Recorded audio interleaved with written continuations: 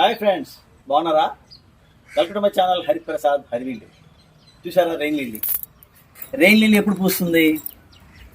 మనకి ఏ రోజైనా వర్షం పడి వర్షం ఆగి ఎండెక్కిన తర్వాత రెయిన్ లిల్లీ పూస్తుంది. ఇది చాలా న్యాచురల్ చేంజింగ్ అనమాట. అంటే వర్షం పడి ఆగిన తర్వాత ఎండెక్కితే అప్పుడు రెయిన్ లిల్లీ పూస్తుంది. ఇది చాలా ఒక మెరికల్ అనిపిస్తుంది నాకైతే. ఏ పుష్పం అలా ఉండదు, ఇది మాత్రం అలా పూస్తుంది.